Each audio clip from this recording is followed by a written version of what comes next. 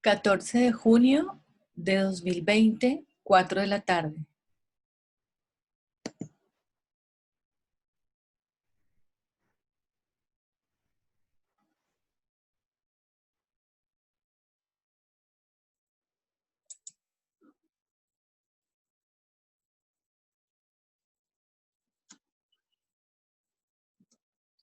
Entonces, miremos el gráfico. Miremos el siguiente.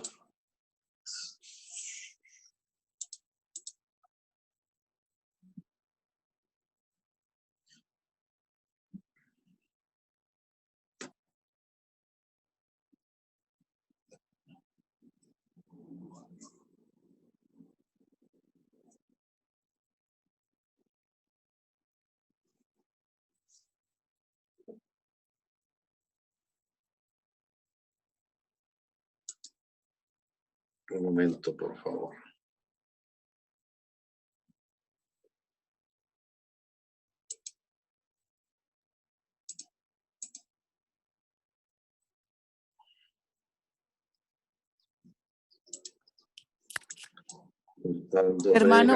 Hermano, usted tiene la opción, ahí donde aparece, ahí mismo donde aparece el borradorcito, le aparecen 3 punticos. Dele clic a los 3 punticos para inhabilitar que otra persona le esté rayando la pantalla. Dice habilitar, inhabilitar que otros participantes puedan escribir, algo así. 3 punticos. En la barrita donde aparece el borrador. Participantes que no tienen video, no. No sé. ¿No? Pues por favor, no me estén rayando la pantalla que me tienen loco. Me tienen loco, gracias. Bueno.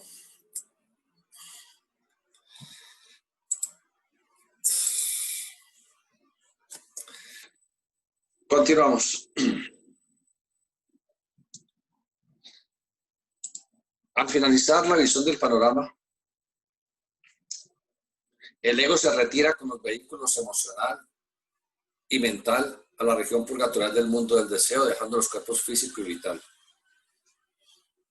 Como pueden ver ustedes allí en el gráfico, el mundo físico dice muerte física, abandona el cuerpo físico, luego visión del panorama. El ego pasa la información del cuerpo vital, del recto reflector del cuerpo vital al cuerpo de deseos. Cuando eso ocurre, entre 1 a 3 días y medio abandona el cuerpo vital y pasa a la región purgatorial, que es la región inferior del mundo del deseo. Cuando los parientes gritan y lloran sobre el cadáver o sobre el féretro, o también cuando se le aplica formol o se quema prematuramente el cuerpo antes de transcurridos 3 días del fallecimiento, el ego es sacado de su trance, de su visión del panorama, impidiendo que pase la información del cuerpo vital al cuerpo emocional. Por lo tanto, ese ego reencarnará muy rápidamente para recuperar la información de esa última encarnación. Encarnará por lo general en la misma familia y fallecerá a los pocos días o semanas de nacido. Al fallecer, como ese nuevo cuerpo vital no tiene memoria actual de una vida familiar con estas personas, ya no le importa si lo lloran o no.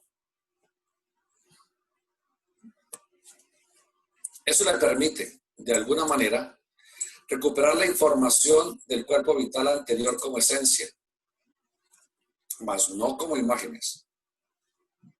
Como no tiene imágenes para purgar en la región purgatorial, va directamente al primer cielo, donde ese ego que llega es recibido por personas bondadosas que le enseñan cómo trascender los aspectos negativos de la vida anterior, reforzándole las cosas buenas que cultivó.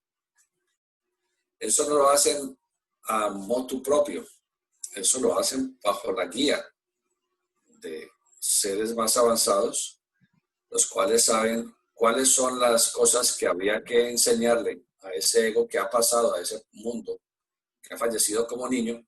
Entonces va con un estado de conciencia infantil, porque él está revestido de su cuerpo mental último, que es el cuerpo mental y cuerpo emocional de bebé. Por lo tanto, deben enseñarle aspectos bellos de la vida para que en futuras encarnaciones traiga una tendencia al buen obrar.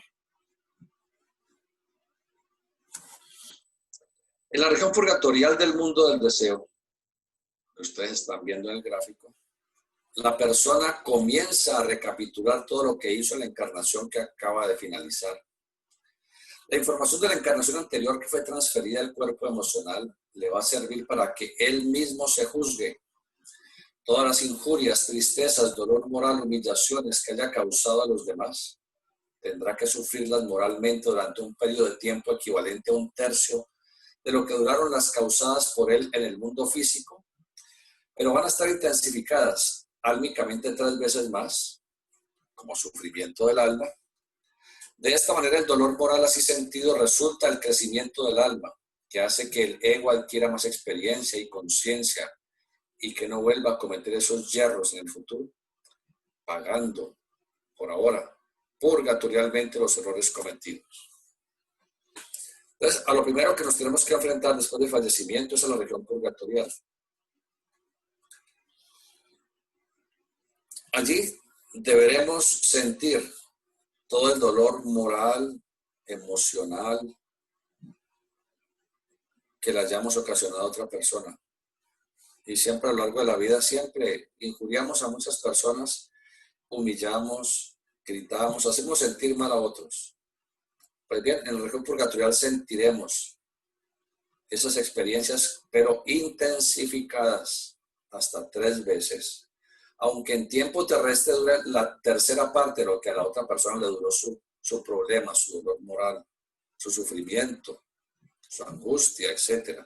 Entonces, será una tercera parte del tiempo que a la otra persona le duró, pero se intensificará hasta 3 veces para que el alma, la parte sensorial, sienta lo que es injuriar a otros, sienta en sí mismo y traiga entonces para futuras vidas como conciencia la tendencia al buen obrar.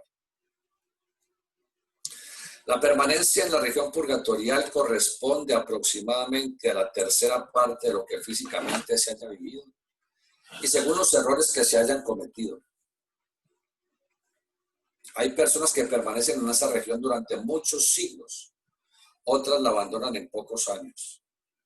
El iniciado pasa por esta región durante algunos días o semanas, porque durante la encarnación, mediante la retrospección, la reminiscencia y los actos de conciencia que voluntariamente ha desarrollado, ha ido purgando muchos de sus errores y ha ido trascendiendo los apegos que tenía en esa encarnación. Por eso el paso por la región purgatorial es efímero y rápidamente sigue al primer cielo, que es el mundo de la luz y del color.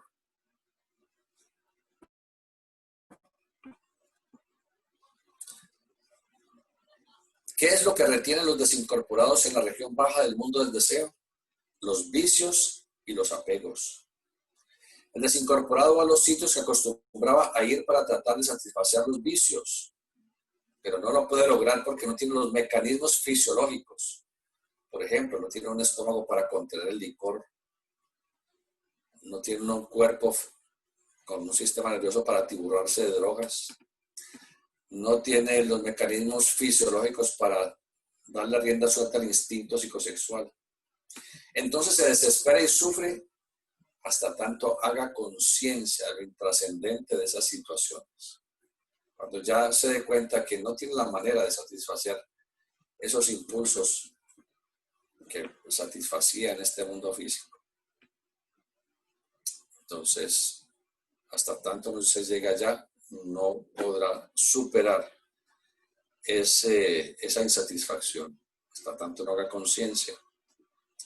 Estas personas se mantienen en una región fronteriza entre el mundo del deseo y el mundo físico, de los viciosos de alguna manera, pegados a alguna cosa. Son relativamente conscientes de este mundo físico. No han pasado al mundo del deseo definitivamente. Se convierten en habitantes espectrales que se mantienen en un submundo del bajo astral. Por lo tanto, ellos pueden vernos y relativamente, muy relativamente, podrían interferir en nuestras vidas. El que le gustaba beber va a los bares y cuando un beodo pierde su conciencia al retirarse del ego de su cuerpo, hablando del borrachito que está aquí en este mundo físico y que pierde la conciencia finalmente de tanto licor,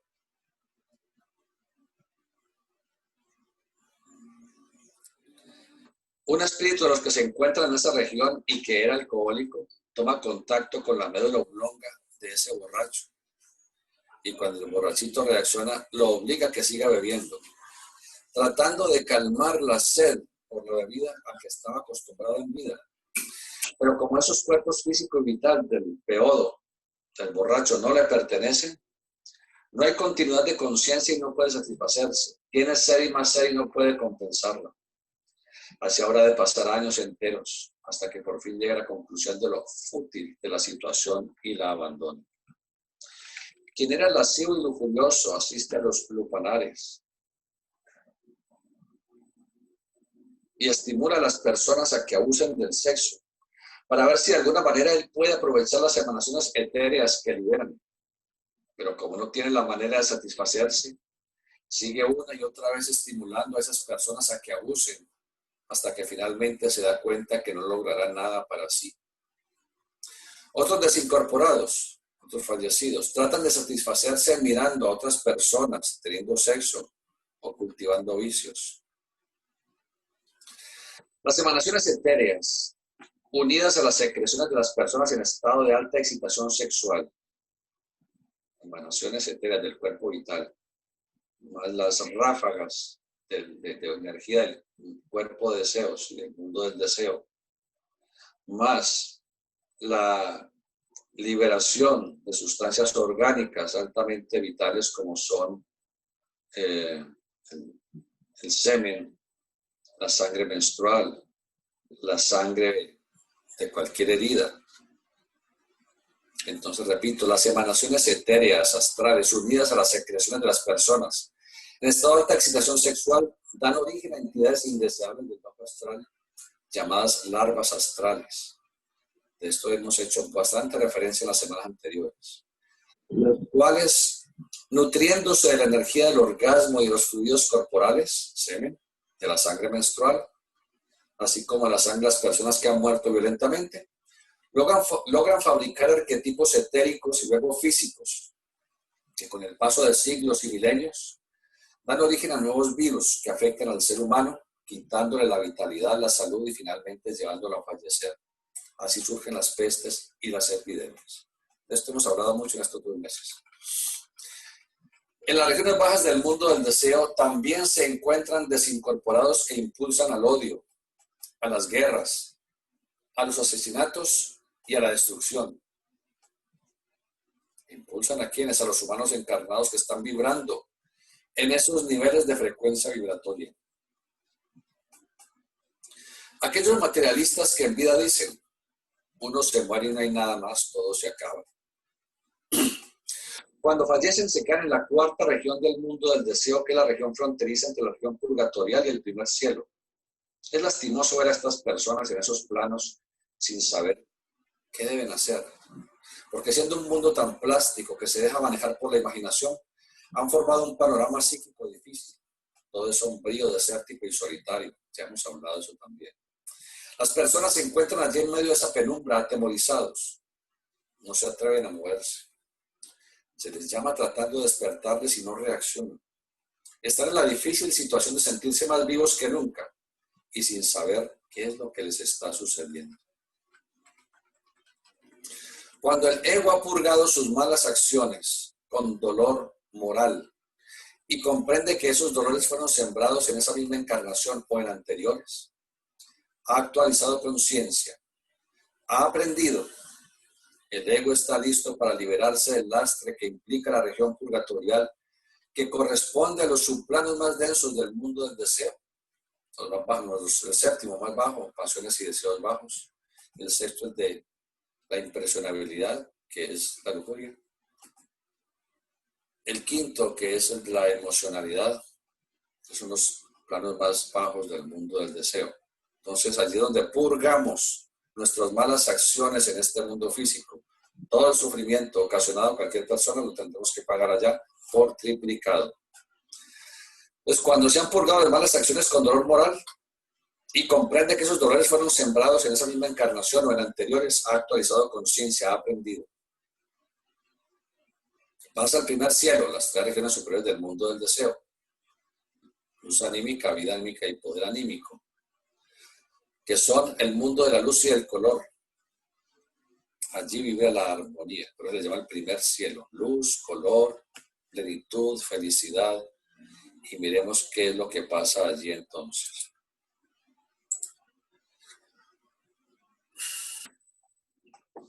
Cuando finaliza la estancia en la región purgatorial y se pasa al primer cielo, se realiza nuevamente otra visión del panorama, observando ahora solo los momentos felices vividos en la encarnación, mirando esos momentos desde cuando falleció, edad adulta, adolescencia, infancia, hasta la niñez.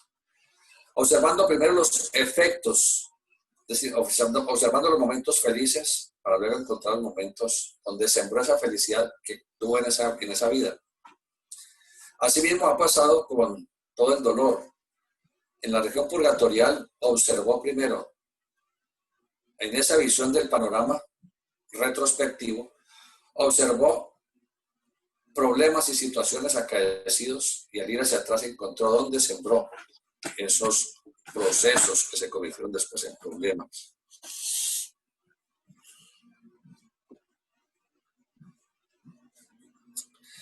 Al observar ahora en el primer cielo cada momento de felicidad, mira hacia atrás hasta que encuentra en esa o en otras encarnaciones donde sembró la felicidad que recibió.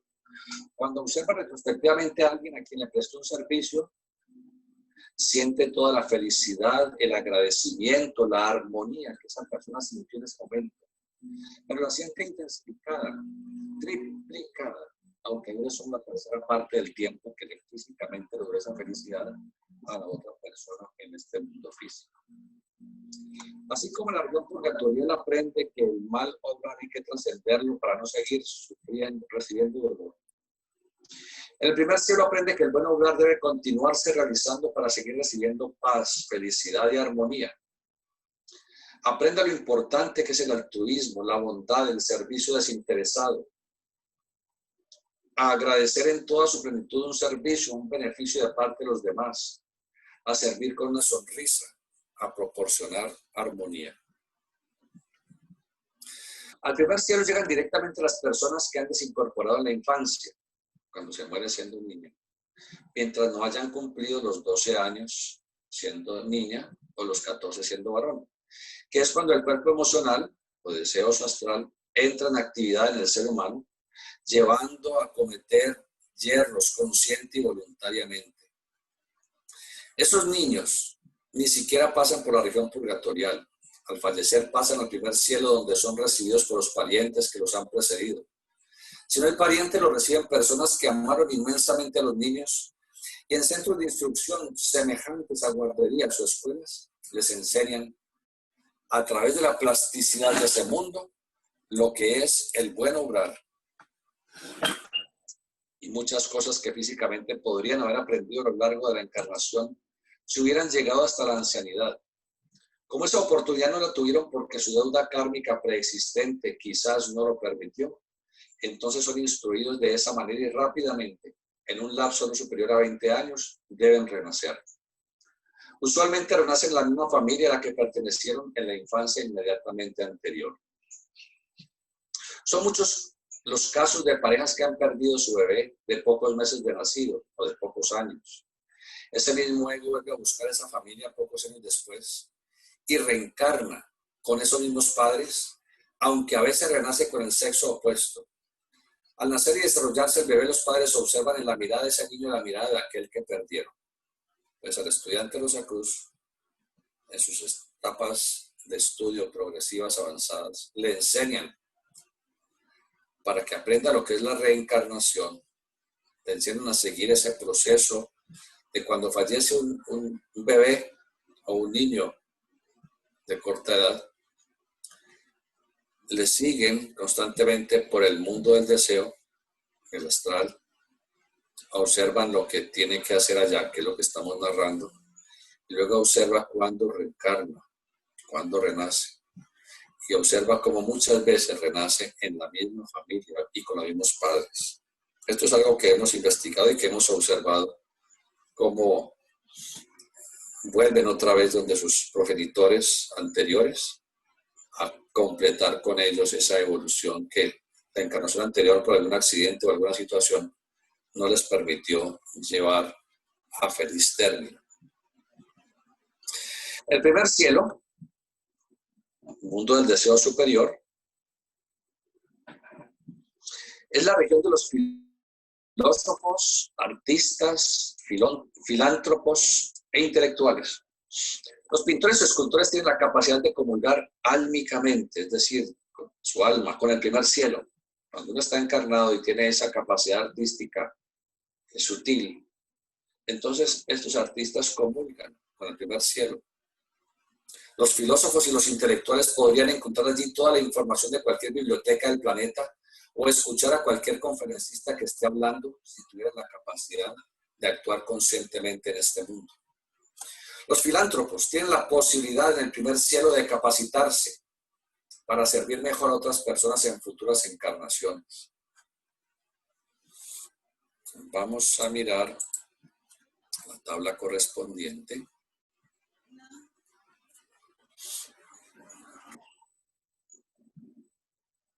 ¿Ves? Aquí pueden observar el primer cielo, el mundo de la luz, el primer cielo del mundo del deseo, el mundo de la luz y del color. Allí es donde los filósofos, artistas, filántropos e intelectuales se nutren para incrementar su labor, su trabajo, su obra en este mundo físico. Lo hacen de una manera generalmente subjetiva, inconsciente, pero debido a su desarrollo del alma en el campo del cuerpo astral, entonces cuando están dormidos, logran pasar al mundo del deseo superior, al primer cielo, y allí entonces derivar sus conocimientos, sus capacidades artísticas, su capacidad de filantropía, su cosecha intelectual, etc.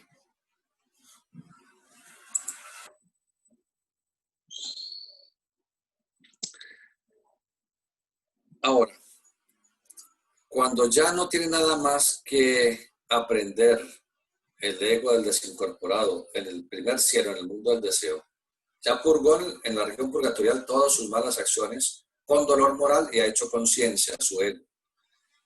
Ya en el primer cielo ha recibido toda la felicidad que le proporcionó a otras personas en este mundo. Su alma ha crecido en ese campo y su ego, su conciencia, ha también incrementado su caudal. Ya no tiene nada más que hacer en el mundo del deseo. Entonces viene lo que se llama esotéricamente la segunda muerte.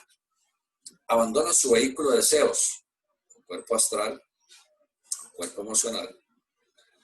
Lo abandona para pasar, ya revestido ese ego, ese espíritu, solo en su cuerpo mental o vehículo mental, para pasar al mundo del pensamiento concreto, llamado el segundo cielo. Entonces, así como el cuerpo físico y vital, al ser abandonados en este mundo físico tras el fallecimiento, ellos se disgregan para que los elementos químicos vuelvan a la naturaleza, y es lo ideal, no embalsamar, no es lo ideal embalsamar, sino ojalá cremar después de 3 días del fallecimiento. Asimismo, el cuerpo de deseos abandonado en el mundo del deseo se irá disgregando. Ya cuando llega a ese nivel del primer cielo, ya ese ego prácticamente no tiene cuerpo, solamente quedan las manos y el rostro, es lo que queda de ese ego. Y al abandonar definitivamente su cuerpo de deseos, termina de disgregarse. Algunos cuerpos de deseos quedan prácticamente intactos en el mundo del deseo, mundo astral, que son los cuerpos de deseos de los magos negros o de personas extremadamente perversas. Y estos cascarones astrales quedan allí buscando a qué personas parasitar, a qué medium intervenir para evitar disgregarse, para evitar desaparecer en el mundo del deseo. Cuando el ego ha aprovechado las actividades del primer cielo, abandona el cuerpo emocional y pasa al segundo cielo, que corresponde al mundo del pensamiento concreto. Ustedes están viendo, eso lo pueden ver en el gráfico que tenemos para ustedes. El cuerpo emocional abandonado va desintegrándose en el mundo del deseo de la misma forma que los cuerpos físico y vital se desintegraron en el mundo físico y en la región etérica después del fallecimiento. Del mundo del pensamiento con sus 7 subregiones, las 3 regiones inferiores corresponden al segundo cielo, que es la región del pensamiento concreto, y se le llama a ese cielo el mundo de la música de las esferas. Pero aún allí también continúa existiendo luz y color. Se adiciona la música de las esferas. Es decir, los arpegios cósmicos producidos por los logos solares, por los logos planetarios, en relación con el logo solar. Estos en relación con el cinturón zodiacal y a su vez en el movimiento del sistema alrededor de la galaxia, también otros acordes cósmicos.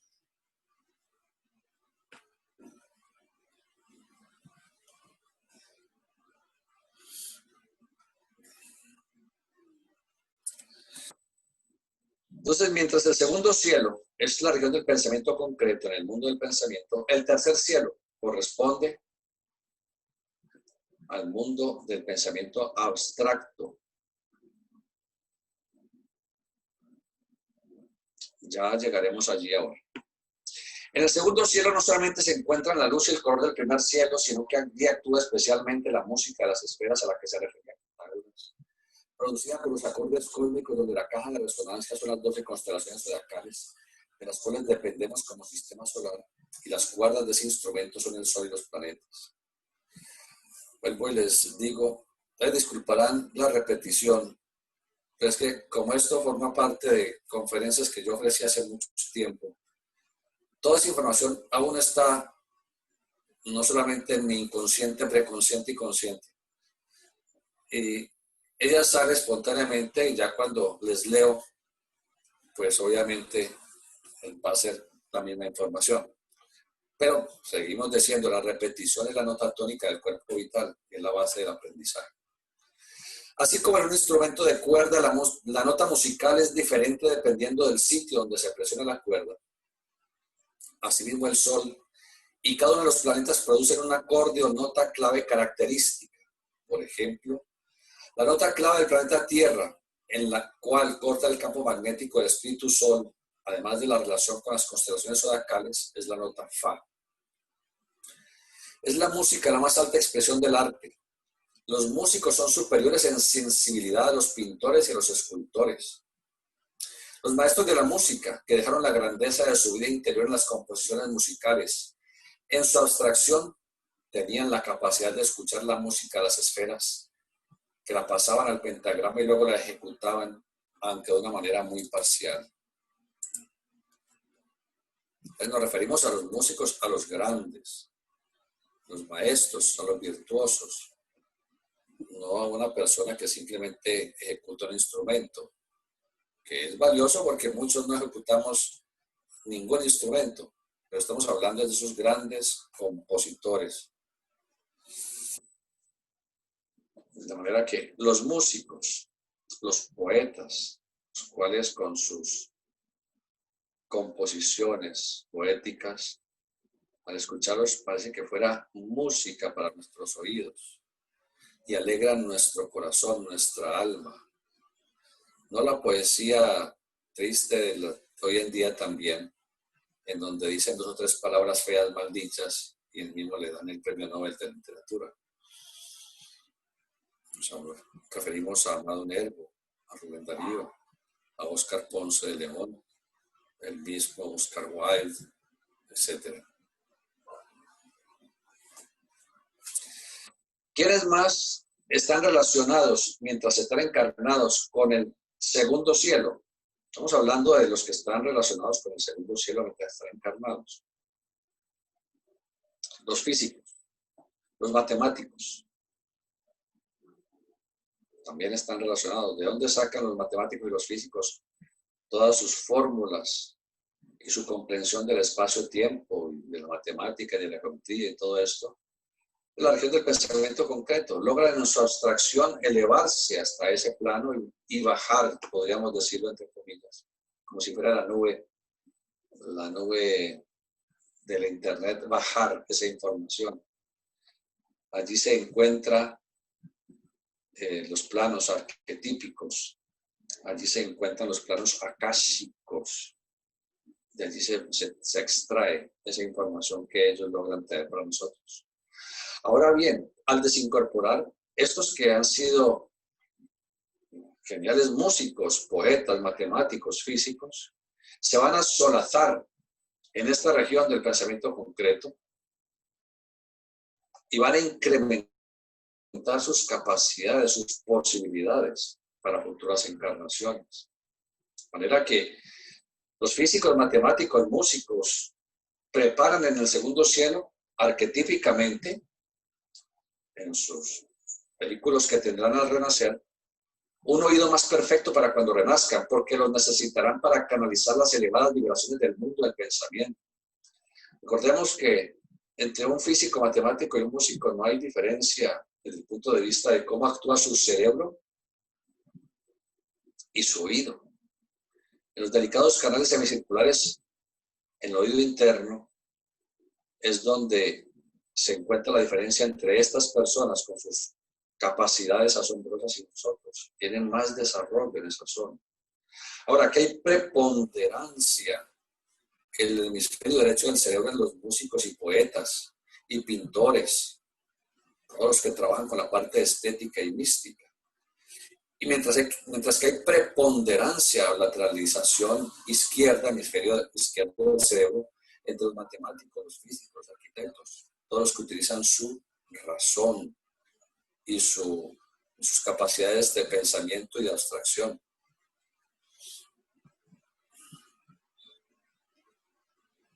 Los genuinos poetas que logran que su poesía sea música para los oídos de los otros, tienen esa grandeza porque cuando estuvieron en el segundo cielo lograron canalizar la armonía de la música de las esferas. Y ahora a través del cultivo de la sensibilidad, cuando renacen, pueden percibir la musicalidad del segundo cielo, transformándola en palabras llenas de ritmo, belleza y poesía. Por eso los poetas son los verdaderos sacerdotes de la vida. En el segundo cielo aprendemos arquetípicamente cómo construir material orgánicamente lo que ha de existir en el mundo denso. Eso lo veremos cuando estudiemos la reincorporación.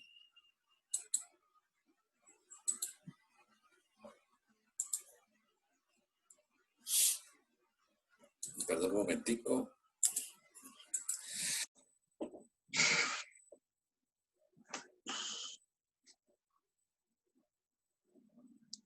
En el segundo cielo, región del pensamiento concreto, aprendemos arquetípicamente cómo construir material y orgánicamente lo que ha de existir en el mundo denso, contribuyendo a modificar el relieve planetario. Asimismo, aprendemos a construir los cuerpos mental, emocional, vital y denso. El espíritu, dándose cuenta de cuáles fueron las debilidades del cuerpo físico que se manifestaron en su encarnación anterior, trata de aprender en el segundo cielo cómo mejorarlas y trascenderlas. Eso lleva a que la humanidad se vaya perfeccionando en todos los aspectos. Eso es evolución. El arquetipo físico del ser humano es cada vez más armonioso y funcional. El arquetipo vital y por consiguiente la salud también han ido mejorando, no solamente porque la ciencia ha descubierto antibióticos, vacunas, cirugía, terapias genéticas, sino también porque en las regiones celestes, en el segundo cielo, hemos ido aprendiendo cómo mejorar la vitalidad, dándole más descanso al cuerpo, consumiendo alimentos más adecuados, haciendo ejercicio, respirando aire fresco. Todo esto lo hemos enseñado ya en nuestras semanas anteriores de estudios.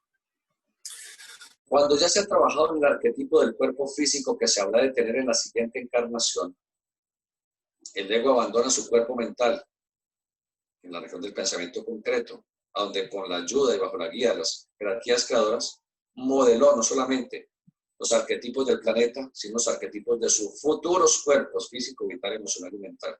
Ahora, no nos olvidemos de eso.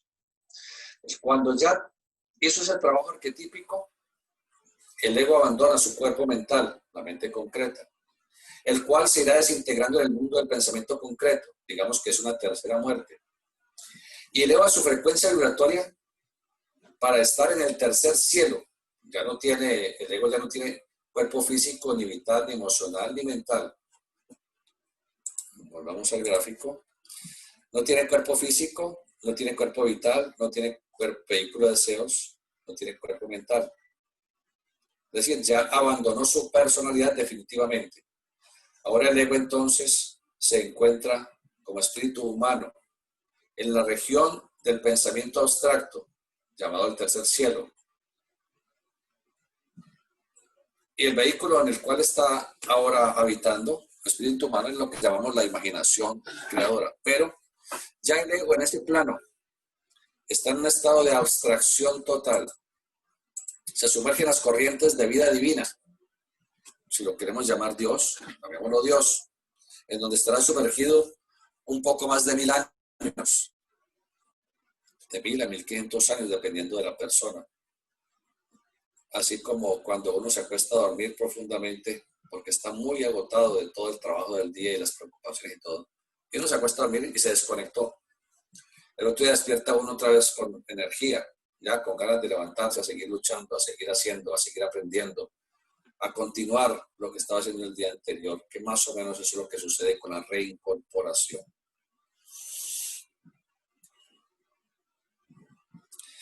El mundo del pensamiento abstracto, tercer cielo, corresponde a la plenitud absoluta. Allí el ego siente una paz total. Los esoteristas llaman a esta zona el gran silencio, el gran siempre. Región causal se le llama en el oriente. La paz de ese mundo se puede expresar en palabras. El ego necesita esa paz para recuperarse, tal como en el sueño profundo se recupera del cuerpo físico. El ego en el tercer cielo es solamente una chispa de luz, nuestro ego, nuestro espíritu. Nosotros, las personas normales, humanos naturales.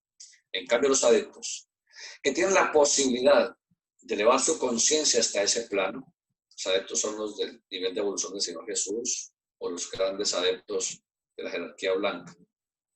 Ellos tienen la capacidad de elevar conscientemente su conciencia hasta ese plano.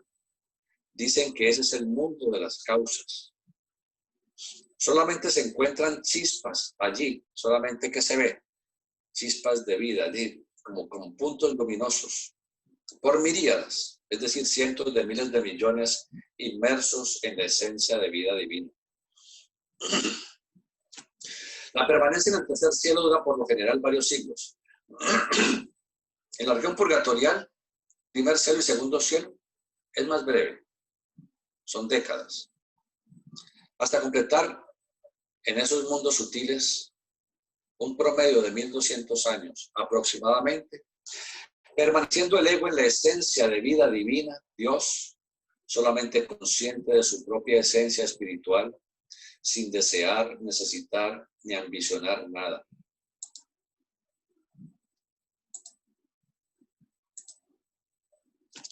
En paz, en el accionar del verbo cósmico, de la vida universal. Cuando el ego se encuentra preparado para renacer, siente la necesidad de seguir adquiriendo experiencias, así como nosotros en la mañana sentimos la necesidad de levantarnos y continuar nuestro devenir. Cuando despierta de ese trance, de ese sueño profundo en el cual ha estado, mira hacia adelante su propio futuro en términos generales, preparándose para un nuevo renacimiento. Entonces mañana estudiaremos ese renacimiento, la reincorporación. Recuerden que no es reencarnación porque no solamente tomamos carne, sino que reincorporamos. Incorporamos un cuerpo físico, un cuerpo mental y los vehículos emocional y mental. Entonces veremos todo ese proceso de la reincorporación, cómo nos preparamos, cómo vamos, así como ascendimos de plano en plano, de mundo en mundo. Así mismo debemos ir eclosionando, acortezando vehículos. Primero conseguir un cuerpo mental en el mundo del pensamiento concreto.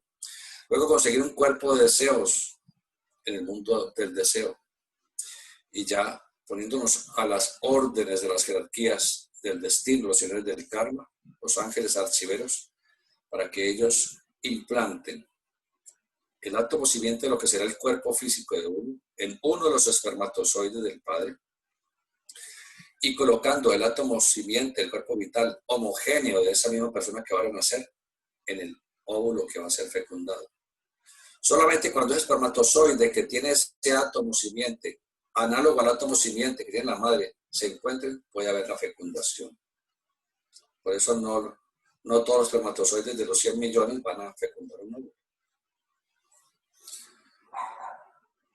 Y en ese momento entonces queda anudado el ego a sus 4 vehículos: mente, emoción, vitalidad y cuerpo físico. Ya veremos con detalle ese proceso de la reincorporación. Y luego seguiremos en ese proceso de la infancia, la adolescencia, la edad adulta, la vejez, el fallecimiento. Todo eso lo vamos a ir analizando. Y a lo largo de la encarnación tenemos que someternos a las grandes leyes de la vida y de la evolución, que ya las hemos estudiado.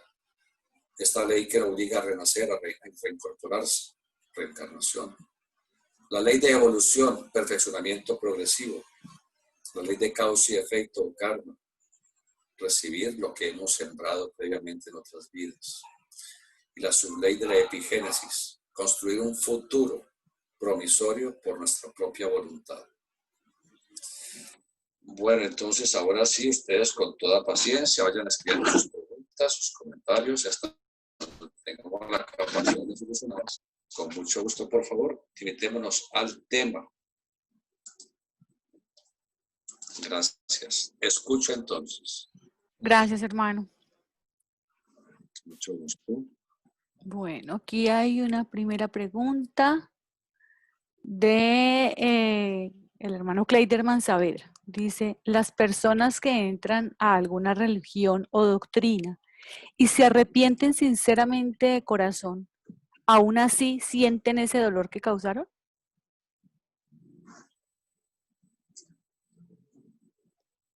Bueno, ya lo tratamos, pero volvamos a tratar.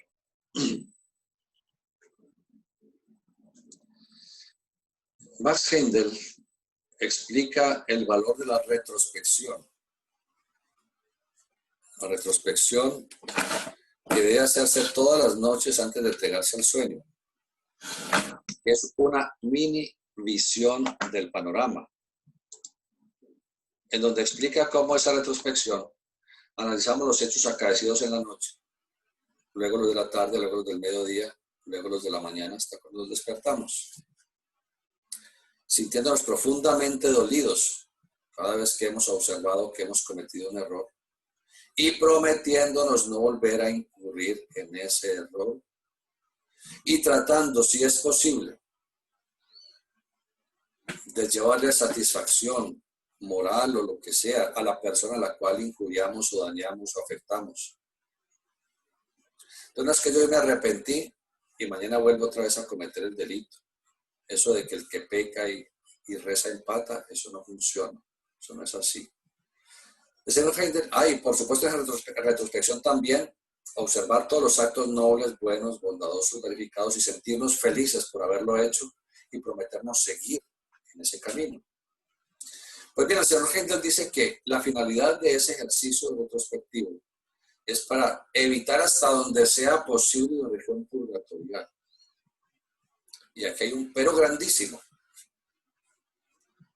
Por más que yo sienta dolor profundo y arrepentimiento total por haber injuriado, dañado, lesionado, robado, lo que sea a otra persona, no alcanzo a sentir el dolor, la tristeza, la frustración, la ansiedad, el miedo que yo le haya ocasionado a otra persona. No alcanzo, no es posible.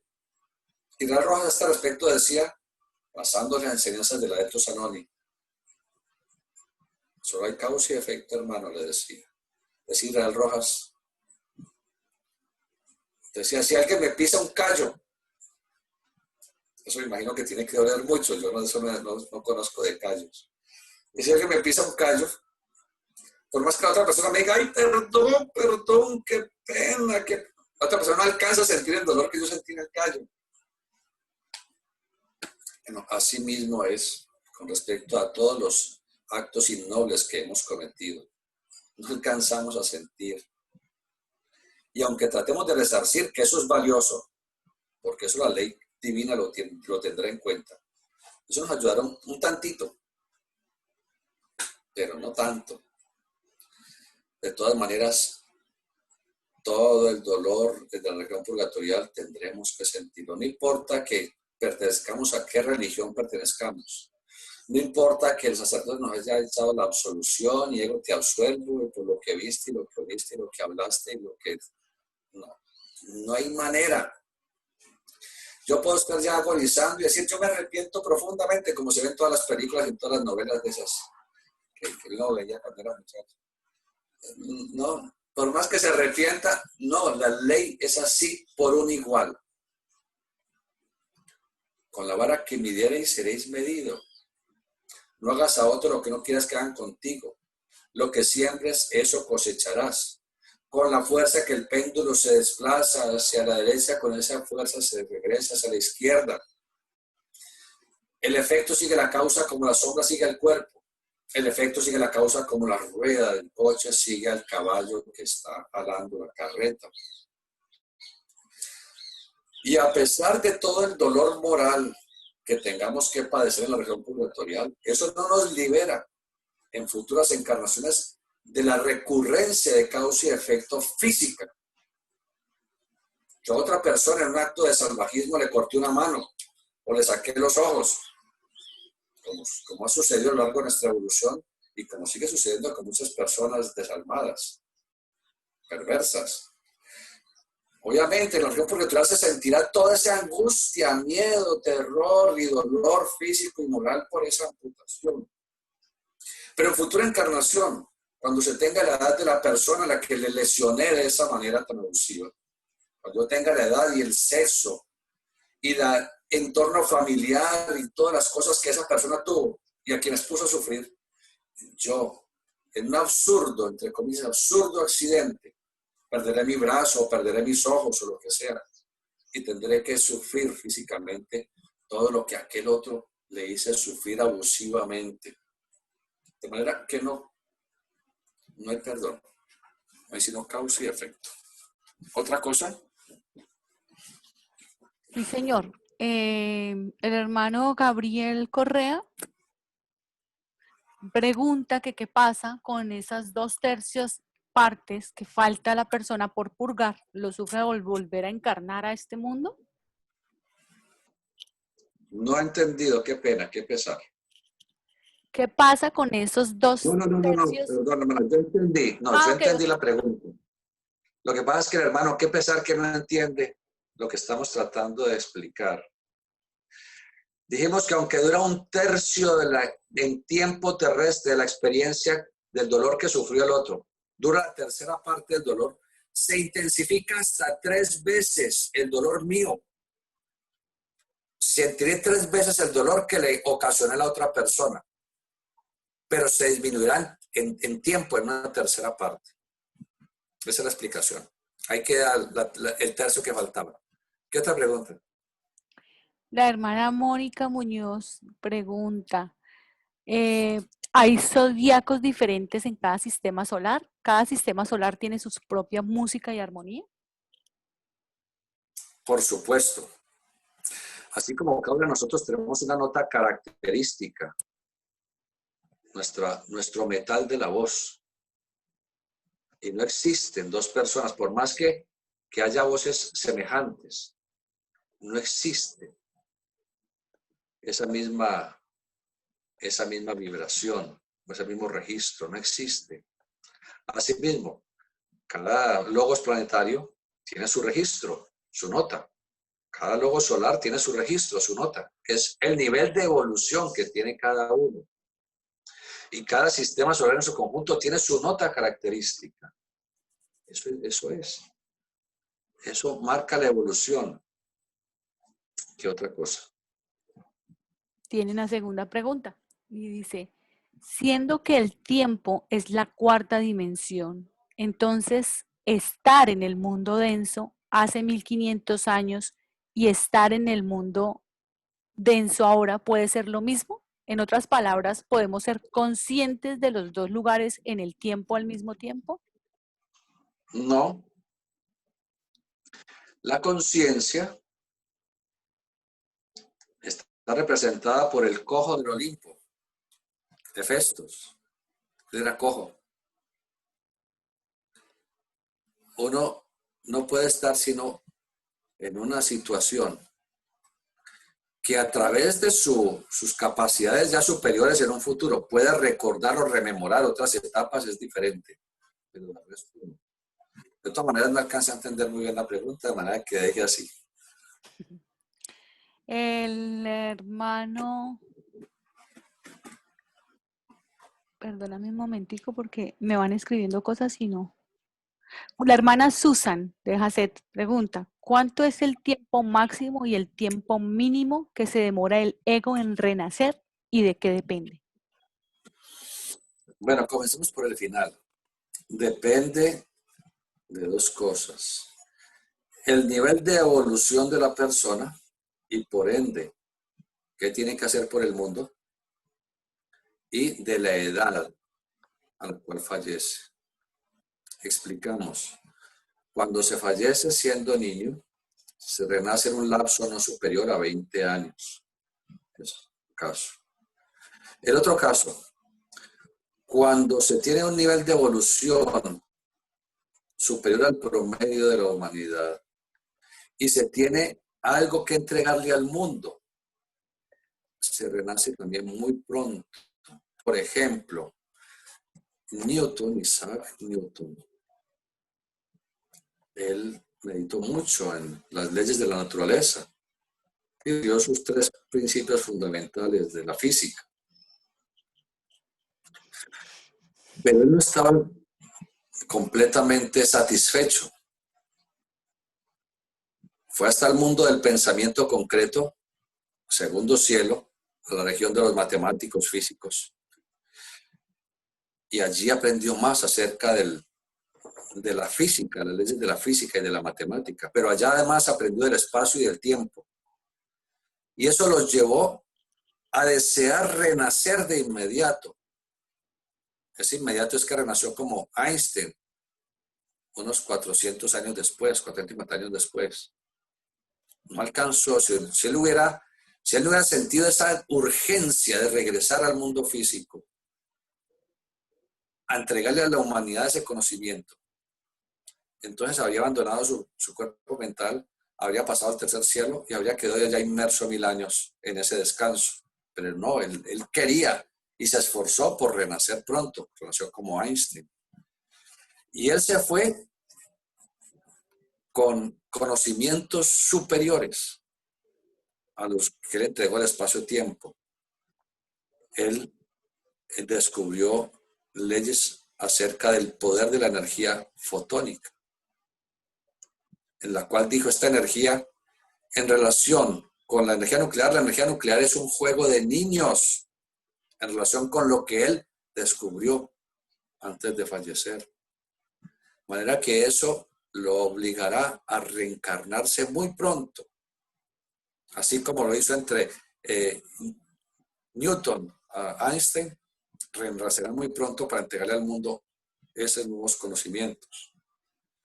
Los iniciados, si tienen alguna misión que cumplir, se ponen a órdenes de la jerarquía y con anuencia de los señores del karma, señores del destino, ese ego renace, él se pone a las órdenes y renace en el momento en que le toque, a pocos años de haber fallecido, o décadas, o pocos siglos. Pero en el común de la humanidad, cuando uno no es ni fu ni fa, sino que somos como somos todos, entonces más o menos, mínimo 1000 años, máximo 1500 años, promedio 1200 años. Otra pregunta. Sí, señor. El hermano Paco Hernández dice, pregunta, en el caso de que, de que una pareja pierda un bebé y al año nazca el segundo, que es muy deseado también, ¿eso hace que ese segundo bebé sea reencarnado del primero y eso le afecta en algo? Bueno, primero hay que tener en cuenta que eso no es una ley rígida. Hay la tendencia a que renazca muchas veces como hijos de los mismos padres o a veces dentro de la misma familia, renazca ese ego que falleció prematuramente. Ahora bien, si ese otro bebé nació por lo menos unos 12 meses después, podría uno pensar que es el mismo ego que renació. Podría uno pensarlo. Como digo, no es una ley exacta, precisa, pero puede uno guiarse muchas veces en ese sentido. Hermano, él comenta sobre un bebé que no nació y al año nació el segundo. Ah, el nonato. El nonato, sí.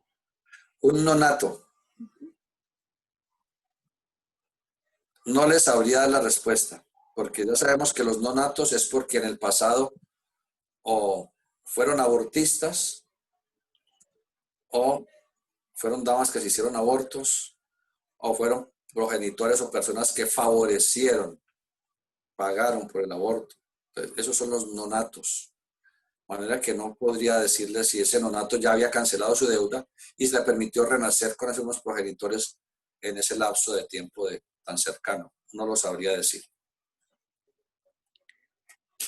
El hermano Javier Arciniegas dice, ¿cómo es el trance con los animales y el espíritu grupo que los rige?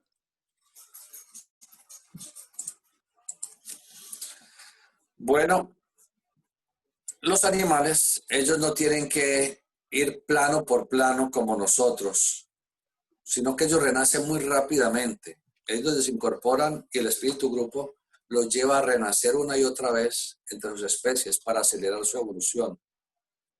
No tienen ese ciclo que estamos siguiendo nosotros, que ellos no tienen que ir a la región purgatorial porque no tienen nada que purgar, ni al ir al primer cielo porque no tienen nada que recibir en su primer cielo, ni tienen nada que trabajar arquetípicamente en el segundo cielo porque los arquetipos los trabajan las jerarquías creadoras, llámense ángeles y arcángeles, y otros seres más evolucionados. De manera que con ellos el proceso es totalmente diferente. Renacen muy rápido. Y ellos no hacen una visión del panorama que hacemos nosotros. Un animalito fallece y pocos minutos después se observa cómo su chispa de luz desaparece y queda su cuerpo físico y vital desintegrándose rápidamente. ¿Qué otra cosa? El hermano Ignacio Quintero, cuando hay fecundación de más de un óvulo, entonces han intervenido igual número de espermatozoides. ¿Cuántos óvulos fecundados, cada uno con su respectivo átomo simiente?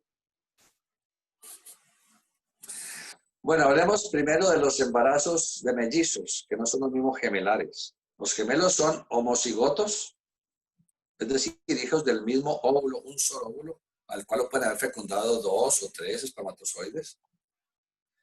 En ese óvulo tienen que haber puesto las señoras del destino, haber puesto 2 o 3 átomos simientes de los cuerpos vitales, homólogos de esos 2 o 3 espermatozoides que van a fecundar ese óvulo.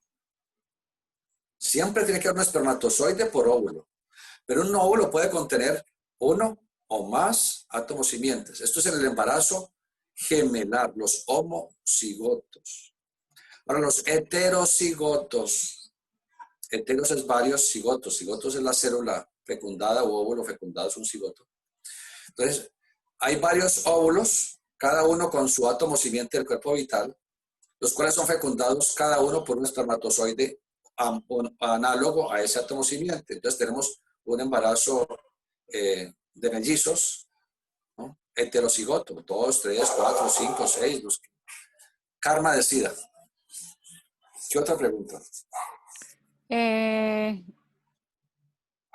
La hermana Gloria Bolaños dice, cuando un niño fallece y esos padres no lo pueden engendrar de nuevo, ¿puede buscar a un miembro de esa misma familia para que lo engendre? Usualmente se da con mucha frecuencia cuando no puede renacer con los mismos progenitores, que a veces no se puede porque ellos o no quieren o ya no pueden, por X, Y, Z situación, buscan, lo dije hace un ratico, buscan entre los mismos familiares. entre los consanguíneos, busca por dónde lo puedan engendrar. Si tampoco es posible, pues amoldarse a donde karma decida.